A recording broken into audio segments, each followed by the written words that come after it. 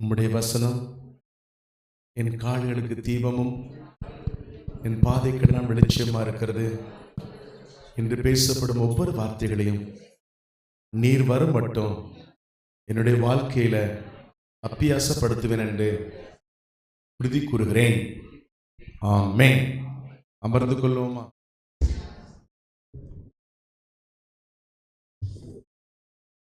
அருமையான ஆராதனைக்கு அப்புறமாய் நம்முடைய பாஸ்டர் அதிகமாக அழகாக பாரத்தோடு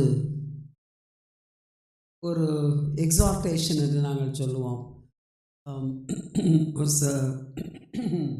சர்மன் ஆரம்பிக்கும் முன்பதாக ஒரு சில காரியங்களை சொன்னார்கள். ஆம், நம்முடைய கண்கள் கர்த்தருடைய காரியங்களுக்கே முக்கியத்துவம் கொடுக்க வேண்டும். Number 1 should be the Lord's kingdom. அடுத்து தான் மற்ற எல்லாமே. அப்படின்னா மற்ற எல்லாத்தையும் ஒன்று கொடுப்பேன் இருக்கார். எனவே வந்திருக்கிற கொஞ்சம் பேராக இருந்தாலும் பரவாயில்ல. ஏன்னா அது ஒரு ஸ்ட்ராங் பாயிண்ட் நடுவில் நான் வச்சுருக்கிறேன். எனக்கு தெரியாது கர்த்தர் நடத்தினபடி கொண்டு வந்தது, அது எப்போவோ ப்ரிப்பேர் பண்ணது, சரியாக அது பொருந்ததுன்னு நான் நினைக்கிறேன். ஆமென். நாம் இப்போது தொடங்கும் முன்பதாக உங்கள் அனைவருக்கும் நம்முடைய பாஸ்டர்மா அவருடைய குடும்பங்களுக்கும் நாங்கள் கர்த்தருடைய நாமத்தினாலே வாழ்த்துதலை தெரிவித்துக் கொள்கிறோம். நாம் இதுவரைக்கும் சிந்தித்து வந்தது எபிரேயர் 2ஆம் அதிகாரம் 10ஆம் வசனம். நாம் சொன்னோம் ரட்சிப்பின் அதிபதி, அடுத்தது உபத்திரவங்களினாலே பூரணப்படுத்தினார். இந்த ரட்சிப்புன்றதை பற்றி நமக்கு அனைவருக்கும் தெரிந்த சில சத்தியங்களை நாம் மறுபடியும் பார்த்தோம். அது நீங்கள் கண்டினியூஸாக வந்திருந்தா அதனால் பிரயோஜனமாக இருந்திருக்கும். அப்போது அதே இதில் தான் நம்ம ப்ரொசீட் பண்ணுறோம். போன மாதம் நம்ம எதை பார்த்தோம் என்றால் ரைட், மனம் திரும்புதலுக்கு ஏற்ற கனிகளை கொடுங்கள். அதில் ஆண்டவர் சொன்ன ஒரு உபதேசத்தை பார்த்தோம். என்னன்னா, இடுக்கமான வாசல் வழியாய் உட்பிரவேசியுங்கள். மத்தேயு 7ஆம் அதிகாரம் 13-14 எல்லாரும் சேர்ந்து கூட வாசலாம் நினைக்கிறேன். 13-14 Matthew 7:13 and 14. இடுக்கமான வாசல் வழியாய் உட்பிரவேசியுங்கள். நம்பர் 1, கேட்டுக்கு போகிற வாசல் விரிவும் வழி விசாலமுமாய் இருக்கிறது, அதன் வழியாய் பிரவேசிக்கிறவர்கள் அநேகர். ஜீவனுக்கு போகிற வாசல் நம்பர் 2, இந்த இடுக்கமான வாசல் ஜீவனுக்கு போகிற வாசல், நித்திய ஜீவனுக்கு போகிற வாசல். அது இடுக்கமும் வழி நெருக்கமுமாய் இருக்கிறது, அதை கண்டுபிடிக்கிறவர்கள் சிலர். அதுதான் 3ஆவது பாயிண்ட், சிலர். இந்த இடுக்கமான வாசலை நம்முடைய ஆண்டவர் இருந்த போதும் சரி, தீர்க்கர்கள் பேசின போதும் சரி, பழைய ஏற்பாட்டு பரிசுத்தவான்களின் காலத்திலும் சரி, சிலர் தான் பற்றி கொண்டார்கள். அதனால் நாம் இங்கே சிலராக தான் கூடி வந்திருக்கிறோம். ஆனால் நல்லா நாம் தெரிந்து கொள்ள வேண்டியது, ஆண்டவருடைய சீஷர்கள் பிரைமரிலி எத்தனை பேர்? 12 -1. அந்த -1 என்ன பண்ணினாங்க? மத்தியாவை வைத்து நிறைத்தார்கள். ஆனால் அவருக்கு பின் சென்றது திரளான கூட்டம். இந்த 12 அப்போஸ்தலர்களை பார்த்து அதற்கு பின்பதாக வந்தவர்கள் 500க்கும் மேற்பட்டவர்கள். ஆதி திருச்சபை முதலிலே பேதுருவின் மூலமாக என்ன ஆனது? 3000 ஆனது. அடுத்த பிரசங்கத்திலே அது 5000 ஆனது. அந்த 3000 என்று சொல்லுவதில் ஆக்ட்ஸ் சாப்டர் 2 அதை என்ன சொல்லுகிறார்கள் என்றால், சரியானபடி அங்கே 20,000 பேர் கூடி இருந்திருக்க வேண்டும், அதில் 3000 பேர் தங்களை ஒப்பு கொடுத்தார்கள் என்று பார்க்கிறோம். அப்போ வசனம் அப்படித்தான் சென்று கொண்டு இருக்கிறது. அதே போல இங்கு இந்த இடுக்கமான வாசலை தெரிந்து கொண்ட நாம் சிலர் தான். ஆமென். ஏன்னா நாம் நுழைகிற வாசல் வழி விசாலமானது இல்லை, நமக்கு தெரியும் அது கேட்டுக்கு போகிற வாசல் என்று. அப்போ நம்முடைய ஆண்டவர் சொல்லுகிறது இந்த இடத்துல, இடுக்கமான வாசல்களை உட்பிரவேசிங்கள். நாம் போன மாதம் என்ன பார்த்தோம் என்றால், நாம் அந்த வாசலிலே உட்பிரவேசிக்கும் போது பாரமான எல்லாவற்றையும் எடுத்து போட்டு விட வேண்டும். அதே போல பாவங்களை எடுத்து போட்டு விட வேண்டும். எந்த வசனத்தை சொன்னோம் அதுக்கு அடிப்படையா? குட். எபிரேயர் 12:1 பாரமான யாவற்றையும் நம்மை சுற்றி நெருங்கி நிற்கிற எனக்கு பிரியமான பாவங்களையும் தள்ளிவிட்டு விசுவாசத்தை துவக்குகிறவரும் இயேசுவை நோக்கி நமக்கு நியமித்திருக்கிற ஓட்டத்திலே பொறுமையோடு ஓட கடவுள். பொறுமையோட ஓட வேண்டும். அப்போ இந்த ஓட்டத்துக்குள்ளே நுழையும் போது நம்முடைய ஆண்டவர் திட்டமும் தெளிவுமாய் நமக்கு சொல்லுகிறது என்னவென்றால், இது ஒரு இடுக்கத்தின் வாசல். என்ன சொல்லியிருக்கு? வழி ஜீவனுக்கு போகிற வாசல் இடுக்கம், வழி நெருக்கம். அதாவது ரொம்ப ஹாப்பி கோலக்கி என்று நாம் சொல்லுவோம். அந்த மாதிரி ஹாப்பி கோலக்கி வாழ்க்கை கிறிஸ்தவனுடைய வாழ்க்கையாக இருக்க முடியாது, கூடாது. உலகத்தார் அப்படி இருக்கலாம். ஆனால் எல்லா காரியங்களின் மத்தியில் ஆண்டவர் அநேக நேரங்களிலே நம்முடைய எல்லா வழிகளிலும் He gives us roses on the way என்று சொல்லுவோம். அங்கங்கே சந்தோஷங்களை நமக்கு வைக்கிறார். நம்முடைய பாடுகளின் மத்தியிலே, கஷ்டங்களின் மத்தியிலே சந்தோஷங்களை வைக்கிறார்.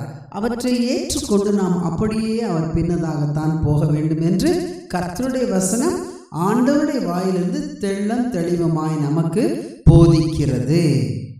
அப்போ நாம் என்ன பார்க்கிறோம்? இந்த ஓட்டம் அல்லது இந்த இடுக்கமான வாசலை தெரிந்து கொள்ளுவது உலகத்துக்கு ஒத்த வேஷம் அல்ல. ஆமென்.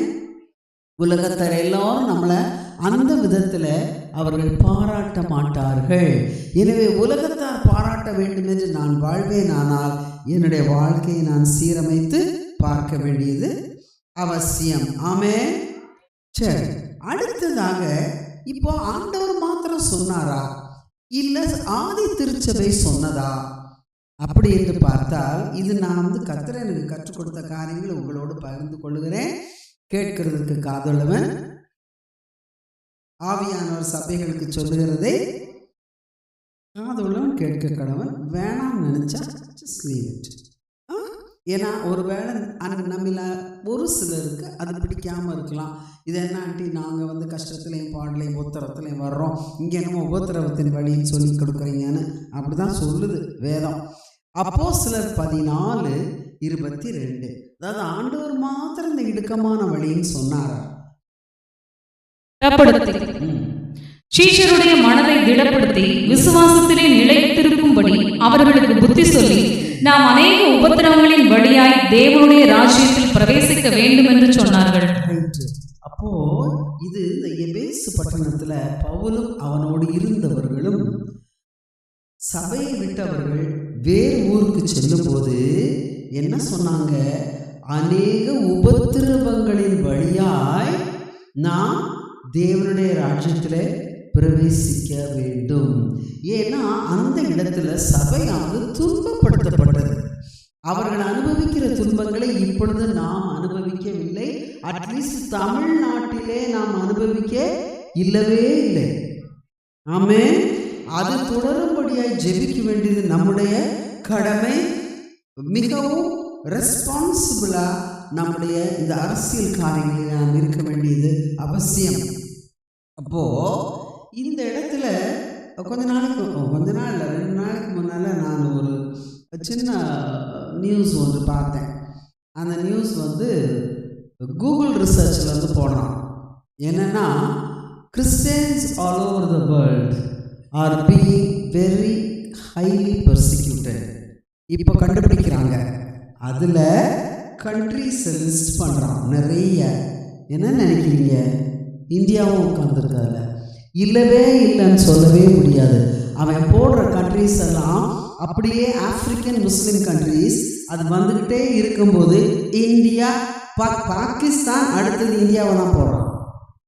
அதுக்கு கீழே இருக்கு வேற கண்ட்ரிஸ். அதனால ஒருவேளை நாம் இதை குறித்த அந்த அவேர்னஸ், அந்த மன தெளிவு நமக்கு இல்லை என்றால் புரிந்து கொள்ள வேண்டியது. அதனால தான் காலங்கள் நமக்கு கொடுக்கப்பட்டிருக்கும் போதே நாம் இந்த காலங்களை ஆதாயப்படுத்தி கொள்ள வேண்டும். ஒருவேளை நீங்கள் நினைக்கலாம், ஆண்டி நம்மெல்லாம் என்ன உபத்திரம், நம்மள உபத்திரம் அனுபவிக்கிறோம். கிறிஸ்துவ நாமத்திற்காக. எப்படி கிறிஸ்டியனாக இருந்தால் அவனை ஹை ரேங்கில் போஸ்ட் பண்ணக்கூடாது. நீங்கள் ஏதாவது ஒரு ஐஏஎஸ் ஆஃபீஸர் கண்டுபிடிங்க பார்ப்போம். Is there a Christian IAS officer? Sagayam, I want to take it as a typical Christian. ஏன்னா சகாயம் வித்தியாசமான அவருடைய approach. But there is not a single IAS officer. நான் கிறிஸ்டியன் அவன் என்னன்னா அவனை தூக்கி போடு, டிரான்ஸ்ஃபர். கமிஷனர்ஸாக வராங்க, அவங்களையுமே இறக்க தான் செய்கிறாங்க. எத்தனையோ அரசியல், அதாவது அரசு சார்ந்த நிறுவனங்களிலே கிறிஸ்தவர்களை ப்ரொமோட் பண்ணும்போது if is a Christian is not low. உங்களுக்கு அது தெரியுமோ தெரியாதோ எனக்கு தெரியல. நீங்கள் வேலை செய்திருந்தீங்கன்னா அது தெரியும். You can try only in Christian institutions. Amen. எங்கள் குடும்பத்திலே இது நடந்திருக்கு. அங்கிளுக்கு he had every qualification to become the principal. அவங்களுக்கு அடுத்து யாருமே இல்லை, அவங்களுக்கு முன்னாலே அப்போ யாருமே இல்லை. பர்பஸாகவே they said we don't want a Christian. ஏன்னா அந்த இன்ஸ்டிடியூஷன் தங்களை ஹிந்து இன்ஸ்டிடியூஷன் சொல்ல மாட்டாங்க. ஆனால் that is what they did. நாங்கள் சொன்னோம் we don't care. எங்களுக்கு ஆண்டவர் எங்கே வைக்கிறாரோ அங்கே will shine for him. அதனால நம்ம பர்சிக்யூட் ஆகலை. அது ஒரு பர்சிக்யூஷன் இல்லையா? அடுத்தது இந்த சமூகத்தை பிரிக்கும் பொழுது கிறிஸ்தவ PC among Christian SC or Christian NBC, they are all BCs. உங்களுக்கு தெரியுமா தெரியாது எனக்கு தெரியாது. நாங்கள் அட்மிஷன் பண்ணும்போது எங்களுக்கு கொடுக்கப்படுகிற அந்த ரூல் என்னன்னா every Christian is a BC. அதில் தெரியாமல் 1 2 நாங்கள் எஃப்சின்னு எழுதுவாங்க. அதாவது உலக பிரகாரமாக நான் கூப்பிட்டு சொல்லுவேன், நீ கிறிஸ்டியன் அப்ளிகேஷன் ஃபார்மில் போடு, you will be put in one compartment. அதாவது எஃப்சி அது இதுன்னு எழுதுகிற அவன் போட்டுருவான் அந்த ஜாதி சான்றிதழ. No, we don't consider Christian, தூக்கி வை. ஸோ அது ஒரு பர்சிக்யூஷன் தான். நம் வேலை ஸ்தலங்களிலே எத்தனையோ முறையிலே ஒரு அநியாயத்தை நாம் சந்திக்கும் போது நீங்கள் போய் கேட்டீங்கன்னாக்கா if you are a Christian அவங்க உங்களை ட்ரீட் பண்ணுற விதம் வேற சொல்ல மாட்டாங்க. That happens even here. அது இல்லைன்னு நம்ம சொல்ல முடியாது. இல்லையா இல்லையா ஆமாவா? நீங்கள் வேலை செய்தீங்கன்னா அதை நல்லா ஃபீல் பண்ண முடியும். Only in a Christian institution you can be happy. அப்போது இந்த மாதிரிலாம் உபத்திரவம் தான். இன்னும் நம்மளை அடித்து துன்புறுத்துற லெவலில் தமிழ்நாட்டில் வரலை, ஆனால் சீக்கிரம் வரலாம். மிகவும் கவனமாக இருங்கள். ரைட்டு, நான் யாருக்காகவும் நீங்கள் பேசவில்லை, கர்த்தருடைய வசனத்தின்படி உங்களை எச்சரிக்கிறேன், அவ்வளோதான். அடுத்தது இந்த உபத்திரவத்தின் வழி என்னத்துக்கு நாங்கள் அப்படி உபத்திரவத்தின் வழியாக போக வேண்டும்? இயேசுவானவரையே உபத்திரவத்தின் மூலமாக பூரணப்படுத்தினார். அதுதான் நம்முடைய கீவேர்ஸ். உபத்திரவத்தின் மூலமாக பூரணப்படுத்தினார். தேவகுமாரனே அப்படி பூரணப்படுத்தப்பட வேண்டும் என்றால் நாம் அப்படி பூரணப்படுத்த வேண்டியது மிகவும் அவசியம். அதனால ஒருவேளை உங்கள் வாழ்க்கையில இந்த உலக பிராரமான வாழ்க்கையில கஷ்டத்தை சந்திச்சிங்கன்னா, நான் கஷ்டமே இல்லை அப்படின்னா பிரைஸ் சொல்லலாம். ஆனால் கொஞ்சம் செக் பண்ணணும். நான் ஒத்துக்க மாட்டேன், பிரைஸ் சொல்லலாம்னு ஒத்துக்கிற மாட்டேன். ஆனால் அது எங்கேயோ ஒரு ஓட்டை இருக்கு, அந்த ஓட்டையை வேற ஏதோ வச்சு அடைச்சிருக்கிறீங்கன்னு அர்த்தம். எனிவே, அப்போ இந்த மாதிரி நான் ஆண்டவருடைய பிள்ளையா இருக்கிறேனே, நான் நியாயமாக சரியானபடி வழியில் நடக்கிறேன், எனக்கு ஏன் இந்த பாடு என்றால் அதுதான்ப்பா நமக்கு வழி. ஆமென். அப்போ பி ஹாப்பி. ஆண்டவரின் பக்கத்தில் இருக்கிறாரு, நீ சரியான பாதையில் தான் போயிட்டு இருக்க. ஆனால் கர்த்தருடைய நாமத்து நிமித்தம் அது நடக்க வேண்டும். நான் ஒழுங்கீன செய்துட்டு என்னுடைய சாட்சியை கெடுத்துக்கொண்டு அப்படி மாட்டிக்கொண்டால் அதற்கு ஆண்டவர் உத்தரவாதி அல்ல. சரி, இதுக்கு பவுல் அப்போஸ்தலன் இப்படித்தான் பேசுகிறார் எபேசு சபைக்கு. அவர் அப்படி பாடுபட்டாரா என்றால் ஆம். ஆண்டவருடைய பாடல் நமக்கு தெரியும். எத்தனை பேர் என்னோட இருக்கிறீங்க? தெரியும். எனக்கு இது ரொம்ப சந்தோஷமான ஒரு டாபிக் இல்லை, but doesn't matter, that has to be done. இல்லையா? எத்தனையோ மருந்துகள் கசப்பாக தான் இருக்குது, ஆனால் அது உள்ளே போனாதான் கியூர் ஆகும். அதே தான் இங்கேயும். அப்போது 2 கொரிந்தியர் 1ஆம் அதிகாரம், நான் உங்களுக்கு 2 எக்ஸாம்பிளை தான் காட்டுறேன். 2 கொரிந்தியர் 1ஆம் அதிகாரம் 8 முதல் 10. சகோதரரே, ஆசியாவில் எங்களுக்கு நேரிட்ட உபத்திரவத்தை நீங்கள் அறியாதிருக்க எங்களுக்கு மனதில்லை. சரியா? உபத்திரவத்தை அவர் அனுபவிச்சிருக்கிறாரா பவுல் அப்போஸ்தலர்? சரி. என்னவெனில் பிழைப்போம் என்கிற நம்பிக்கை அற்று போகத்தக்கதாக எங்கள் பலத்திற்கு மிஞ்சின அதிக பலத்திற்கு மிஞ்சின அதிக பாரமான வருத்தம் எங்களுக்கு உண்டாயிற்று. பாருங்க, 3 டிகிரிஸ். பலத்திற்கு மிஞ்சின அதிகமான வருத்தம், பாரமான வருத்தம். நாங்கள் எங்கள் மேல் நம்பிக்கையாய் இராமல் மரித்தோரை எழுப்புகிற தேவன் மேல் அப்போஸ்தலனாய் இருக்கத்தக்கதாக மரணம் வரும் என்று நாங்கள் எங்களுக்குள்ளே நிச்சயித்திருந்தோம். மரணத்தின் வாசலிலே தான் நின்றார்கள். நமக்கு தெரியும் பவுல் அப்போஸ்தலன் அநேக முறை மரணத்தின் வாசலிலே தான் நின்றார். அப்படிப்பட்ட மரணத்தினின்றும் அவர் எங்களை தப்புவித்தார், இப்போதும் தப்புவிக்கிறார், இன்னும் தப்புவிப்பார் என்று அவரை நம்பி இருக்கிறோம். அப்போ உங்களை என்னை இதுவரைக்கும் தப்புவித்த தேவன் இப்பொழுதும் தப்புவிப்பார். எபிரேசராய் இருந்தவர் இம்மானுவேலாய் ஒவ்வொரு நேரமும் இருப்பார். நம்முடைய வரும் காலங்களில் நம்மை தப்புவிப்பார். ஆமென். அது என்ன வந்தாலும் சரி, நம்மை சுற்றுச்சூழல்கள் எப்படி மாறினாலும் சரி, என்னை சுற்றி இருக்க மனிதர் இருந்தாலும் சரி போனாலும் சரி, கர்த்தர் நம்மை தப்புவிப்பார். ஆமென். ஆனால் அந்த உபத்திரத்துக்குள்ள போய் நீயா சாவன ஆண்டவர் நம்மளை விடுறதே கிடையாது. பாஸ்டர் அழகா பிரசங்கத்திலேயோ ஆராதனையிலையோ சொன்னாங்க, 4வது தேவதூதனாய் வந்து நின்றார். ஆமென். அப்படியே நம் ஒவ்வொருவரோடும் கூட வந்து நிற்பார் என்பது மிகவும் மிகவும் தெளிவாய் நாம் அறிந்து கொள்வோம். 2 கொரிந்தியர் 11ஆம் அதிகாரம் 22 முதல் இல்லடா கொஞ்சம் நிறைய வசனம் 28 வரைக்கும் மாறி மாறி வாசிப்போமா? சபை அலர்ட்டா இருக்கீங்களா? அப்ப முதல் வசனம் நம்ம சிஸ்டர்ஸ் வாசிப்பாங்க. அவர்கள் எபிரேயரா, நானும் எபிரேயன். அவர்கள் இஸ்ரவேலரா, நானும் இஸ்ரவேலன். அவர்கள் ஆபிரகாமின் சந்ததியாரா, நானும் ஆபிரகாமின் சந்ததியான். அவர்கள் கிறிஸ்துவின் ஊழியக்காரரா, நான் அதிகமாய் பேசுகிறேன், நான் அதிகமாய் பிரயாசப்பட்டவன், அதிகமாய் அடிபட்டவன்.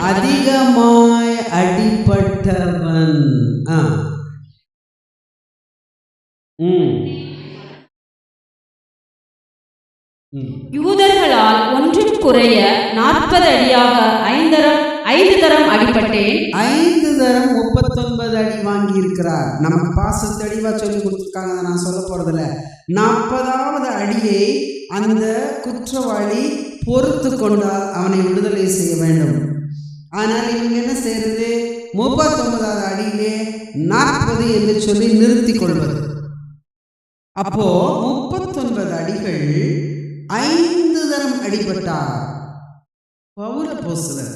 அடுத்தது 3 தரம் 3 தரம் மிளகுகளால் அடிபட்டேன்.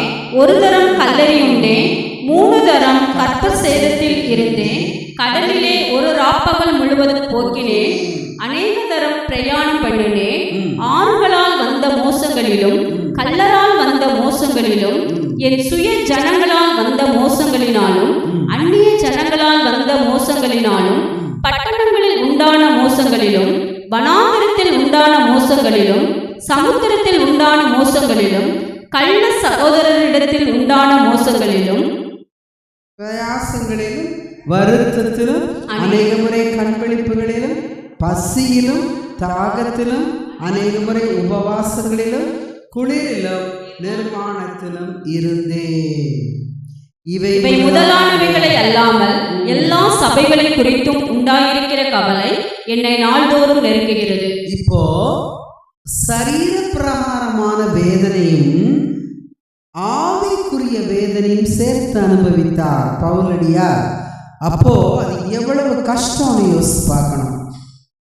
அதேதான் நம்முடைய ஆண்டவரும் அண்டர் கோ பண்ணதுன்னு பார்க்கணும். அப்போ பவுலப்போஸ்தலன் சபைக்கு சொல்லும்போது ஜஸ்ட் லைக் தட் சொல்லிட்டு போகல, அவர் அனுபவித்தவற்றையே சொல்லுகிறார். ஆமென்.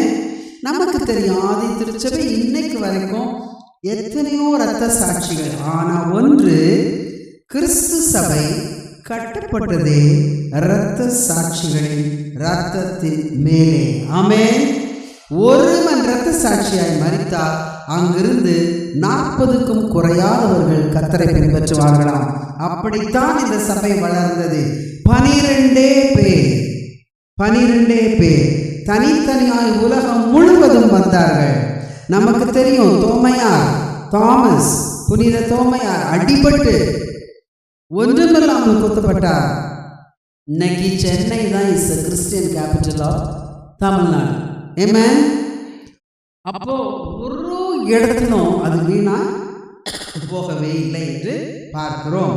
அப்போ நாம இடுக்கத்தின் வழியாய், நெருக்கத்தின் வழியாய், உபத்திரவத்தின் வழியாய் செல்ல அழைக்கப்பட்டு இருக்கிறோம். ஆமென். சரி, அடுத்தது ஆண்டவர் சொல்லும்போது அந்த மத்தேயு 7ல் சிலர் தான் இதை கண்டுபிடிக்கிறார்கள் சொல்றார். சொன்னோமா, இதை கண்டுபிடிக்கிறவர் சிலர்.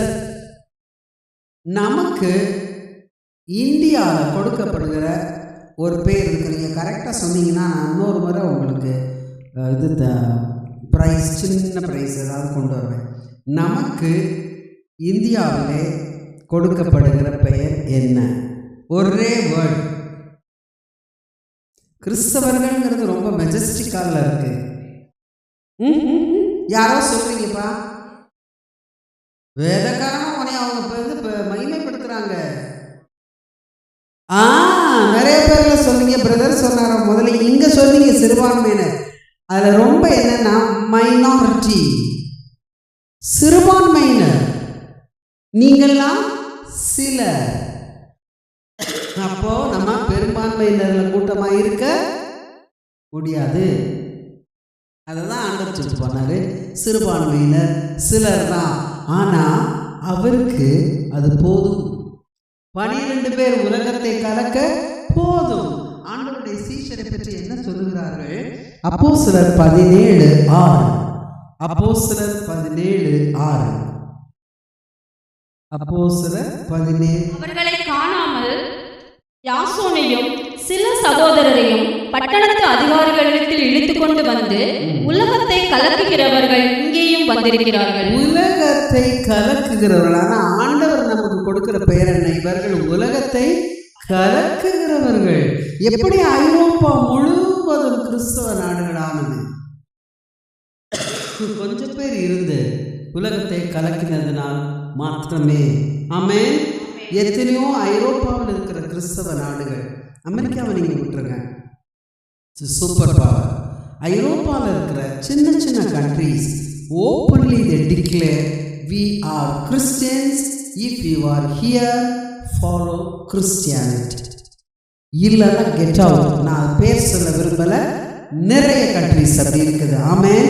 கிறிஸ்தவர்களை வரவேற்கிற கண்ட்ரீஸ்ல எங்க இருந்தாலும் ஞாபகம் வச்சுக்கோங்க, விரட்டப்படுகிற காலங்களிலே வரவேற்கிற கண்ட்ரீஸ்ல நம்பர் 1 எதுன்னு நினைக்கிறீங்க? நம்பர் 1 கிறிஸ்தவர்கள் துன்பப்படுத்தப்பட்டால் ஓடி போனால் ஏற்றுக்கொள்ளக்கூடிய கண்ட்ரி எது? நம்பர் 1 தெரியுமா உங்களுக்கு? உலகத்துல மெலிதா தீவு, மால்டா ஐலண்ட்ஸ். மால்டா ஐலண்ட்ஸ்ல கிறிஸ்டியன்ஸ் சொன்னா you are invited to stay with them. அது இப்ப கிரேக்க நாட்டோடு இருக்குது. That's number 1. நமக்கு தெரியும் மெலிதா தீவுல மக்களை கர்த்தருக்கு என்று எடுத்தவர் யார்? பவுலப்போஸ்தலன். அங்கிருந்த தீவின் அந்த முக்கியமான நபரை பிடித்தவர் யார்? பவுலப்போஸ்தலன். கெட்டே போலியாது, சின்ன country. But they say if you are Christian driven out from your country, the number 1 country you can choose is Malta. Amen. சரி, அப்போ உலகத்தை கலக்கி வைத்திருக்கிறார்கள், அதுல சந்தேகமே இல்லை. ஆனா கொஞ்சம் பேர் தான் கலக்கினது. இத ஆண்டவர் என்ன சொல்றாரு? ஒருவேளை நம்ம நினைக்கலாம் பழைய பாட்டில் அப்படிலாம் ஒன்றுமே சொல்லலையே. இல்லை இருக்கு. ஏசாயா 41:14. ஏசாயா 41:14. பயப்படாதே. 41:14. யாக்கோபே என்னும் பூச்சியே, இஸ்ரவேலின் சிறு கூட்டமே, பயப்படாதே, நான் உனக்கு துணை நிற்கிறேன். சிறு கூட்டமே பயப்படாதே, நான் உனக்கு துணை நிற்கிறேன். ஒருவேளை உலகத்துல எந்த இடத்துல எந்த நேரத்துல நீங்க ஆண்டவரே நான் சிறுபான்மை, நான் சிறிய கூட்டத்துல இருக்கிறேன், ஆண்டவரே நான் தனிமையா தெரிகிறேன் நினைக்கிறீங்களோ, அப்ப ஆண்டவர் சொல்றாரு நான் உனக்கு துணை நிற்கிறேன். ஆமென். அப்ப வேற எந்த துணையும் நமக்கு அவசியம் இல்லை.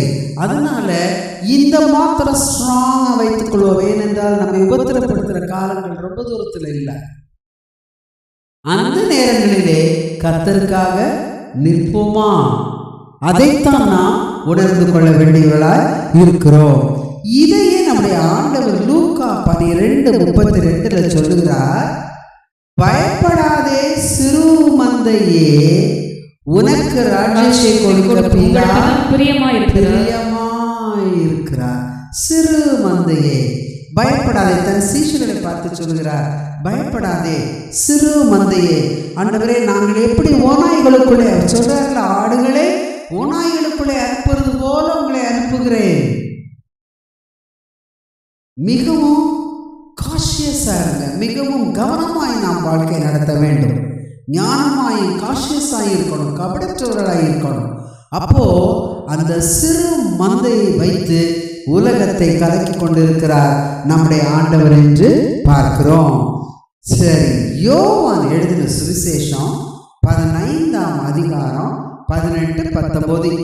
ஏன் கிறிஸ்துவை பின்பற்றுகிறவர்கள் துன்பப்படுத்தப்படுகிறார்கள்? உலகம் உங்களை பகைத்தால் அது உங்களை பகைக்கிறதற்கும் என்னை பகைக்கிறதென்று அறியுங்கள். நீங்கள் உலகத்தாராயிராமல் உலகம் தன்னுடையதை சிநேகித்திருக்கும். நீங்கள் உலகத்தாராயிராதபடியினாலும். நம்முடைய ஆண்டவரையே பகைத்தார்கள், நன்மை செய்கிறவராய் சுற்றி திரிந்தவரையே பகைத்தார்கள். அப்போ அவரை பின்பற்றுகிறவர்களை பகைப்பதுதான் நார்மல் இல்லையா? ஒருவேளை உங்களுடைய ஐடியாஸ் உலகத்துல வேற மாதிரி இருந்தா அதை நான் கொஞ்சமா உங்களுக்கு எச்சரிக்கை கொடுக்க விரும்புறேன். அப்போ நம்மையும் பகைப்பார்கள். நீங்கள் உலகத்தாராய் இராதபடியினாலும். ஆமென். அப்ப என்னுடைய வாழ்க்கையில் என்னை பார்க்கிறவர்கள் இவனும் நம்மள மாதிரிதான், இவங்களும் நம்மள மாதிரி தானே, ஒண்ணுமே பிரச்சனையே இல்லை. ஏன்னா யுவர் ஆன் தேர் சைட். இவங்க கொஞ்சம் வித்தியாசமா என்னமோ செய்யறாங்க அப்படின்னா தான் பிரச்சனை வரும். அதனால சும்மா அப்படியே செய்துட்டு போயிடுவோம். அவங்க நெத்தியில் என்னத்தையும் வச்சாங்கன்னா நாமளும் வச்சுக்குவோம். அங்கிட்டு போய் அழிச்சு விட்டுரு, நீ வச்சதை ஆண்டவர் பார்க்குறாருல, நீ கிறிஸ்தவன்னு சொல்லி கொண்டாங்க நின்னேனாக்கா.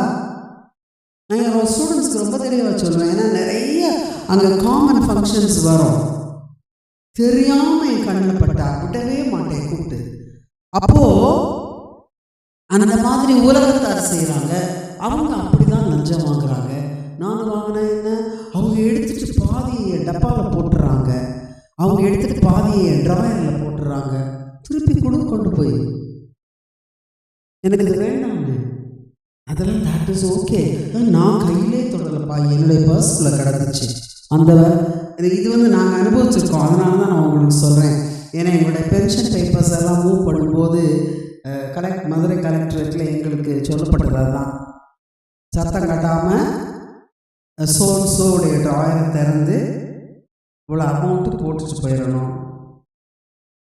அப்போ உங்கள் பேப்பர் நாளைக்கே போயிடும், நாங்கள் அவர்களே கொடுத்துட்றோம் அப்படின்னா. பட் எதுக்கு ட்ராயரில் போட சொல்கிறீங்க, அவர் கையிலே கொடுத்துட்றோம், எங்களுக்கு ஒன்றும் இல்லை அப்படின்னு. கையில் கொடுத்தா மாட்டிப்பாங்கல்ல. அப்படித்தான் உலகம் ஃபங்க்ஷன் பண்ணுது, தெரிஞ்சு அவங்களுக்கு. அப்போது நாம் மிகவும் கவனமாய் நடந்து கொள்ள வேண்டும்.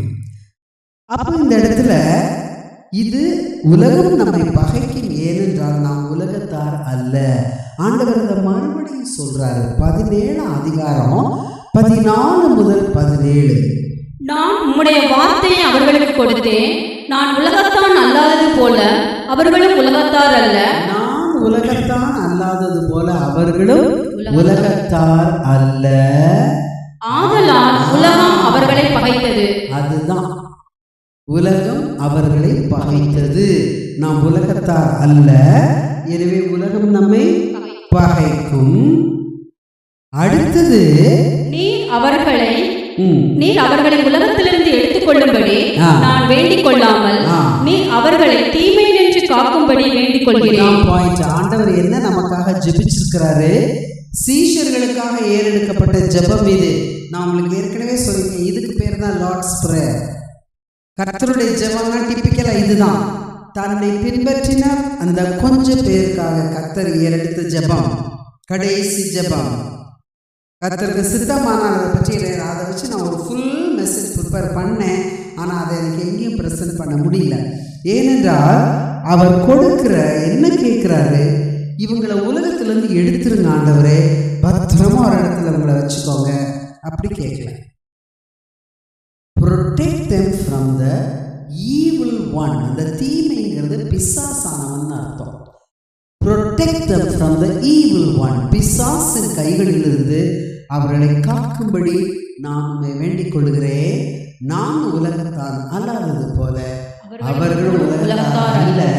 அடுத்த வசனம் தான் முக்கியம். உம்முடைய சத்தியத்தினாலே அவர்களை பரிசுத்தமாக்கும். உம்முடைய வசனமே சத்தியம். வசனமே சத்தியம். எனவே கர்த்தருடைய வசனத்தை நாம் படிக்கத்தான் பரிசுத்தமாக்கப்படுவோம். அப்ப பரிசுத்த ஆவியானவர் நம் வாழ்வில் ஒரு பகுதியாய் இருக்க வேண்டும் என்றால், அவர் கம்ஃபர்டபுளா என ஆவிக்குள்ள இருக்க வேண்டும் என்றால், நீங்க புறா பார்த்துருக்கீங்களா? ஏன் ஆவியானவரை புறாவாக டெபிக்ட் பண்றாங்க? ஒரு கொஞ்சம் சத்தத்துல உடனே ஓடி போயிடும்.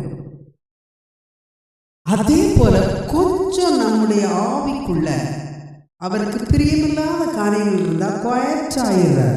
நான் பின்னால் உங்களுக்கு சொல்கிறேன், என்னை விட்டுட்டு போயிடுவாரா? இல்லை, பாவம். அதுதான் அவருக்கு ஒரு என்ன சொல்லுவோம், ஒரு இறக்க குணமாக வேற வழி இல்லை. அவர் போக முடியாது. நீ இங்கேருந்து மேலே முழு சபையும் போகிற வரைக்கும் அவர் போக முடியாது. அதனால் அதுக்கு எனக்கு ஒரு கரெக்டு தமிழ் வேர்டு ஞாபகம் வரல, நான் சொல்கிறேன். அதனால அவர் அப்படியே உன்னை டாலரேட் பண்ணுவார், அமைதலாக இருந்து கொள்வார், நீ செய்கிற காரியங்களை செய்யலாம், ஆண்டவரே கூப்பிடும்போது மறுபடி வருவார். அதுதான் அங்கே பாயிண்ட். மிகவும் அதிகமாக நேசிக்கிற தகப்பன். சரி, அப்போ இது ஜீவனுக்கு போகிற வழி என்று சொன்னோமே. என்ன ஜீவன்? நித்திய ஜீவன். யோவான் 3:16 நம் அனைவருக்கும் தெரியும். தேவன் தம்முடைய குமாரனை விசுவாசிக்கிறவன் எவனோ அவன் கெட்டு போகாமல் நித்திய ஜீவனை அடையும்படிக்கு. அப்போ எனக்கு நித்திய ஜீவன் இருந்தா இங்கிருந்தே என்னை பாதுகாக்க வேண்டியது ஆண்டவருடைய கடமை. நான் அநேக நேரங்கள் அப்படிதான் சொல்லுவேன், ஆண்டவரே நான் ரெடியா இருக்கேன், இது உம்முடைய கடமை, உம்முடைய பொறுப்பு எனக்கு தெரியாது என்று. அப்போ கர்த்தர் இந்த காரியங்களை பார்த்து கொள்வார். நாம் கூடவே பயணிக்கிற தேவனாய் அவர் இருக்கிறார். ஆமென். ரைட். நித்திய ஜீவன் கிடைக்குது. அப்புறம் என்ன சொல்றாரு? பிலிப்பியர் 3:13-14 நித்திய ஜீவன்ல என்ன வைத்திருக்கிறார்? என்னுடைய பந்தய பொருள் அங்கதான் இருக்கு. நாம் இங்கே இருப்பது ஒரு விசுவாசியின் ஓட்டம். இதை குறித்து அங்கிள் நிறைய சொன்னாங்க. கிறிஸ்தவ ஓட்டம். இந்த ஓட்டத்துல சும்மா நான் போயிட்டு அங்கே ஒண்ணுமில்லன்னு வரேன்னா இல்லை, ஓடி ஓட்டத்தை முடிக்கிற அனைவருக்கும் பரிசு உண்டு. ஆமென். மேரத்தான் ரேஸ் மாதிரி இல்லை, ஃபர்ஸ்ட் 2-3க்கு பிரைஸ் இல்லை, நீ ஓட்டத்தை முடிக்கணும். அதுதான் ஓட்டத்தை முடித்தா உனக்கு ஒரு பந்தய பொருள் உண்டு. அந்த வசனத்தை வாசிச்சுங்கடா. கிறிஸ்து இயேசுவுக்குள் தேவன் அழைத்த பரம அழைப்பின் பந்தய பொருளுக்காக இலக்கை நோக்கி தொடர்கிறேன். நித்திய ஜீவன் உன்னுடைய பந்தய பொருள்.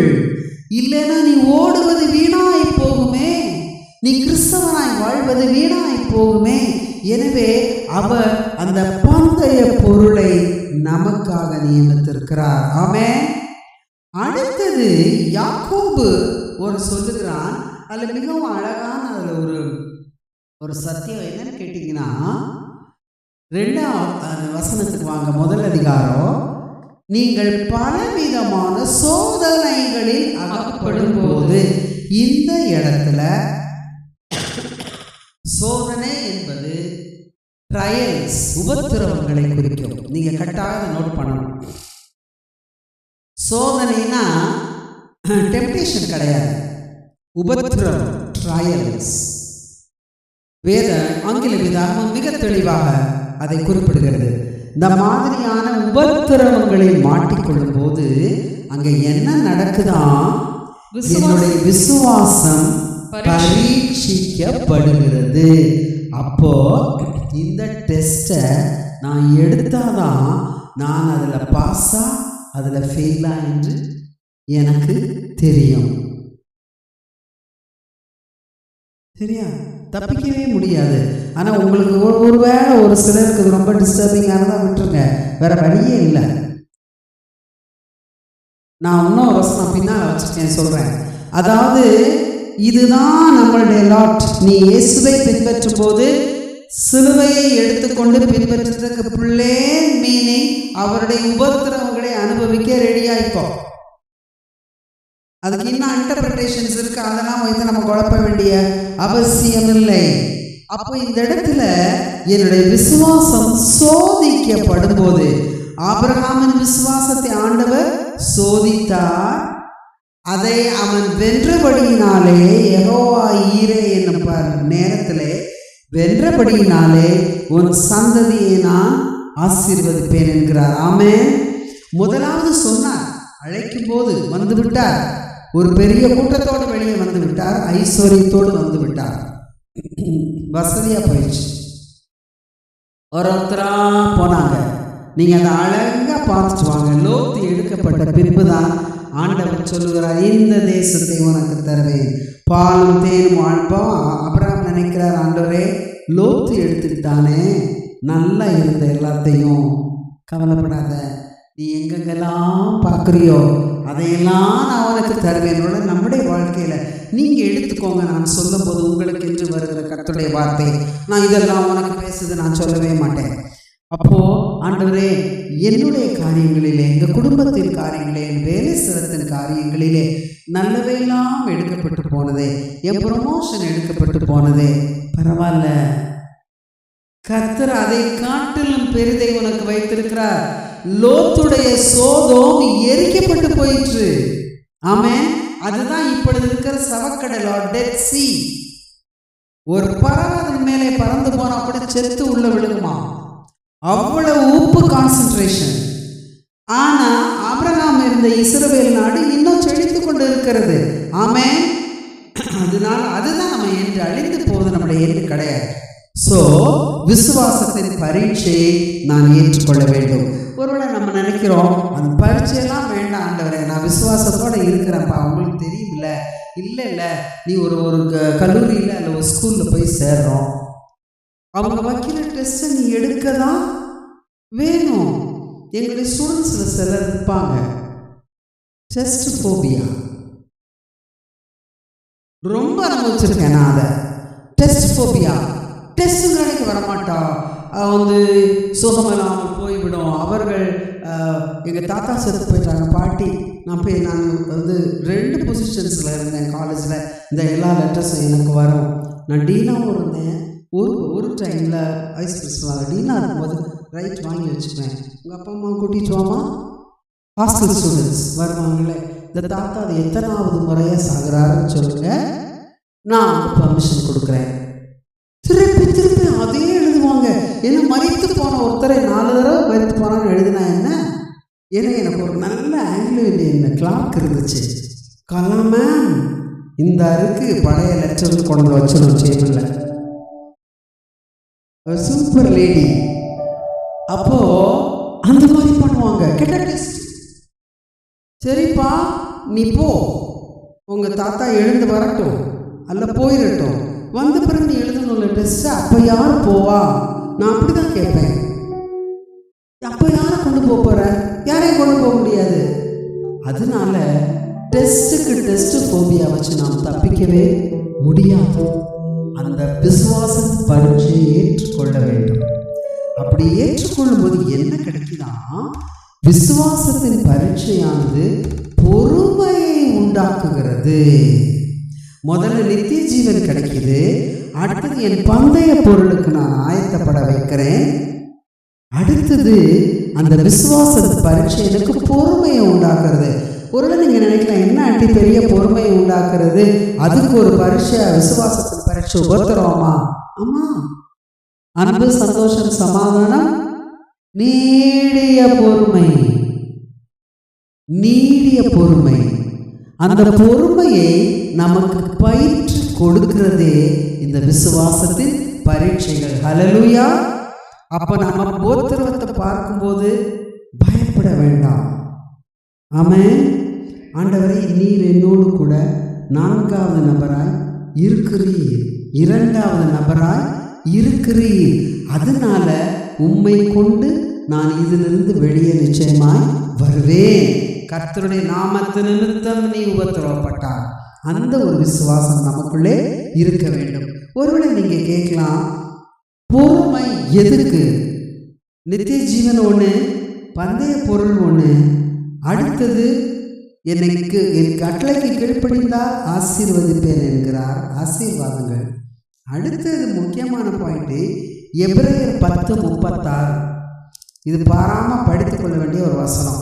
எபிரேயர் 10:36 என்ன சொல்லியிருக்கு?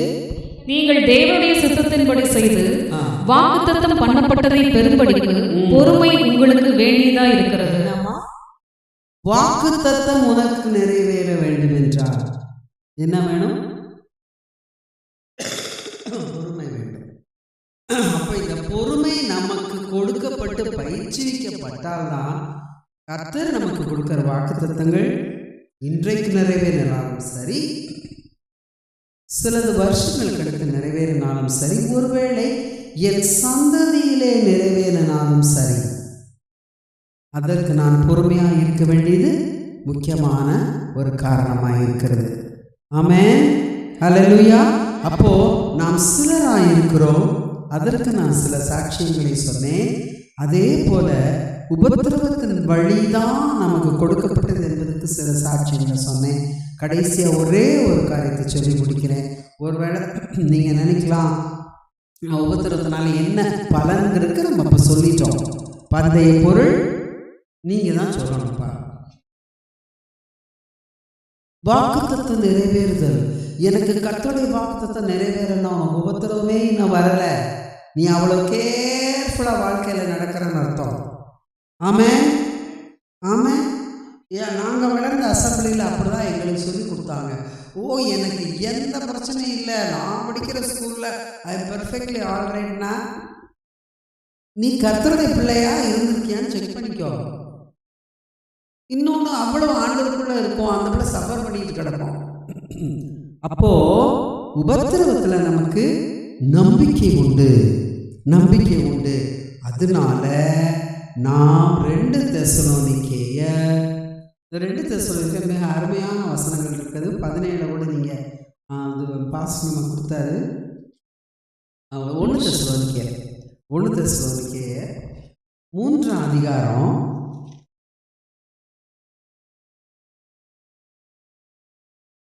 1 இருந்து நீங்க அப்படியே என்னோட வாங்க. நாங்கள் இனி பொறுத்திருக்க கூடாமல் அத்தேனே பட்டணத்திலே தனித்து விடப்படுகிறது நன்மை. என்ன பொறுத்திருக்க முடியவில்லை? உபத்திரவங்கள். சீஷர்கள், பவுலோடு கூட இருந்தவர்கள், தனித்து எங்களை விட்டா போதும்பா, நீங்க கொஞ்ச நாளைக்கு. இன்னும் அநேக நேரங்களில் நம்ம சொல்றோம், ப்ளீஸ் லீவ் மீ அலோன். தெரியாது எனக்கு நீங்க அந்த மாதிரி சிச்சுவேஷன்ஸ்குள்ள வந்திருக்கீங்களான்னு. நிறைய நேரங்களில் ஐயோ ப்ளீஸ் லீவ் மீ அலோன். அப்போ எங்களை சும்மா விட்டுருங்க, நாங்கள் எங்களை பார்த்துக்கிறோம் நினைத்து இந்த உபத்திரவங்களினாலே ஒருவனும் அசைக்க கூடாத படிக்கு. நம்பர் 1, உபத்திரவம் வரும்போது என்ன செய்யணுமா? அசைக்கப்பட கூடாது. எனக்கு உபத்திரம் வருது, என்ன ஆண்டவர் செய்யறாரு? அப்போ உன்னுடைய விசுவாசம் பிரயோஜனம் கிடையாது, ஃபெயில் ஆயிடுச்சுன்னு அர்த்தம். வசனம் தானே சொல்லுது, நான் சொல்லல. Yes or no? சரி. அப்போ உபத்திரவங்களினாலே அசைக்கப்படக்கூடாதபடிக்கு உங்களை திடப்படுத்த, சபையை திடப்படுத்த சபையின் மூப்பர்கள் இந்த உபத்திரவத்தை ஏற்றுக்கொண்டார்கள். நம்பர் 2, நீ அப்படியே கீழே வந்தீங்கன்னா 3வது வசனம், இப்படிப்பட்ட உபத்திரவங்களை சகிக்க நாம் நியமிக்கப்பட்டு இருக்கிறோம். இந்த தெசலோனிக்கி பட்டணம் இன்றைக்கு வரைக்கும் அதே பேர்ல கிரீஸ்ல இருக்கு. தெசலோனிக்கி அப்படின்னு சொல்றாங்க. அப்போ நம்ம இதுக்கு தான் நியமிக்கப்பட்டிருக்கிறோம். என்ன சொல்றீங்க? நீ கிறிஸ்தவனா இருந்தால் உனக்கு கிடைக்கிற எல்லா சந்தோஷம், சமாதானம், உலகப்பரம ஆசீர்வாதம், விசுவாசம், சாந்த இச்சைடக்கத்தோட இந்த உபத்திரவமும் சேர்த்துதான். எங்களுக்கு காலேஜில் ஒரு டீச்சர் இருந்தாங்க. எனக்கு அவங்க சொல்லி தருவாங்க, முதலாவது தேவனுடைய ராஜ்யத்தினுடைய நீதியை தேடுங்கள், அப்பொழுது இவைகள் எல்லாம் கமான் உன் கஷ்டங்களும் சேர்ந்து இவைகள் எல்லாம் உங்களுக்கு கூட கொடுக்கப்படும்னா முன்னாலே பின்னாலே வாசி, கஷ்டங்களும் சேர்ந்துன்னு சொல்லி தருவாங்க. அப்போ உபத்திரவங்களை நாம் சகிக்க நியமிக்கப்பட்டிருக்கிறோம். 3வது 4வது வசனத்துல உபத்திரவம் வரும் என்று ஏற்கனவே நாங்கள் உங்களுக்கு சொல்லி கொடுத்திருந்தோம். உபத்திரம் வரும் என்று இன்றைக்கு கர்த்தர் சொன்னதை வைத்து நான் உங்களுக்கு சொல்லுகிறேன். அதை இன்னைக்கே வந்துட வேண்டாம். நம்முடைய கிறிஸ்தவ வாழ்க்கையிலே உபத்திரவங்கள் உண்டு. அதைத்தான் ஆண்டவர் சொன்னாரு, இந்த உலகத்திலே உங்களுக்கு உபத்திரவங்கள் உண்டு, ஆனாலும் வந்துருச்சுன்னா அலர்ட்டா இருக்கணும். ஆனாலும் திடன் கொள்ளுங்கள். உனக்கு என்ன உபத்திரமோ எனக்கு என்ன உபத்திரமோ, you may not know, I may not know your difficulties. ஆனா உனக்கு ஆனாலும் என்ன சொல்லியிருக்காரு? Be strong. அதைத்தான் இங்க சொல்றாரு பவுலப்போஸ்தலன். தைரியமாக, ஜெயம் உனக்கு தான். ஆமென். ஜெயம் கர்த்தருடைய பிள்ளைக்கு தான். ஜெயம் கர்த்தருடைய சபைக்கு தான். என்ன பண்ணினாலும் ஒருவேளை சாத்தான் வல்லமை உள்ளவனாய் இருக்கலாம், நம்முடைய தேவன் சர்வ வல்லமை உள்ளவர், சர்வ வல்லவர். எனவே அவர்கிட்ட பெர்மிஷன் கேட்டுதான் அவன் எனக்கு உபத்திரவத்தை கொடுக்க முடியும். ஐயோ என்ன இல்லை, unless the Lord permits, he cannot touch you. உன் உடம்பையோ உன்னுடைய ஆத்மாவையோ உன் ஆவியையோ தொட பிசாசுக்கு அதிகாரம் இல்லை. ஆனா கர்த்தருடைய ரத்தத்திற்குள்ள உன்னை வைத்துக் கொள்ள வேண்டியது மிகவும் அவசியம். இஸ்ரவேலர் வீட்டுக்குள்ளே உட்கார்ந்து கால்களிலே ரத்தத்தை பூசி இருந்தார்கள். அங்க சங்கார தூதன் போகல. கர்த்தருடைய கிறிஸ்துவுடைய ரத்தம் நம்ம மேல இல்லைன்னா சங்கார தூதன் ஃப்ரீயா உள்ள வர முடியும். ஆமென். எனவே அதற்குள்ளாய் கிறிஸ்துவின் ரத்தம் கழுவினால்தான் பரிசுத்த ஆவியானவர் உள்ள இருப்பார். அதை அடுத்த தியானத்துல நாம் பார்க்கலாம். ஆவியானவர் உனக்கு நீ விசுவாசி ஆன போது கொடுக்கப்பட்ட முத்திரை. அதை ஒன்ன மாத்திரம் சொல்லிடுறேன். அந்த ஒரே வசனம் எபேசியர் 1:13. எபேசியர் 1:13. ஆவியானவருடைய முத்திரை உன்னை முத்திருத்து வைத்திருக்கிறார். நீங்களும் உங்கள் ரட்சிப்பின் சுவிசேஷமாகிய சத்திய வசனத்தை கேட்டு விசுவாசிகள் ஆனபோது வாக்குத்தத்தம் பண்ணப்பட்ட பரிசுத்த ஆவியால் அவருக்குள் முத்திரை போடப்பட்டீர்கள். அவரோட சீல் உன் மேல இருக்கு, என் மேல இருக்கு. ஆமென். அந்த சீல் இருக்கும்போது அது அவருக்கு சொந்தமானது. இது என்னுடைய பொருள் என்று அர்த்தம். எனவே அவரை மீறி யாரும் நம்மை அழித்து போட முடியாது. ஆமென். அவருடைய சீல் அதை ரிமெம்பர் பண்ணிக்கோங்க. ஆண்டவரே உம்முடைய முத்திரை என் மேல இருக்கு. இந்த ஒரே ஒரு காரியத்தை நான் சொல்லி உங்களுக்கு முடிக்கிறேன். அதாவது நான் ஸ்டேட்ஸில் கர்த்தருடைய கிருபையினால ஒரு விசிட்டிங் ஸ்காலரா அனுப்பப்பட்டேன். 1996 it was.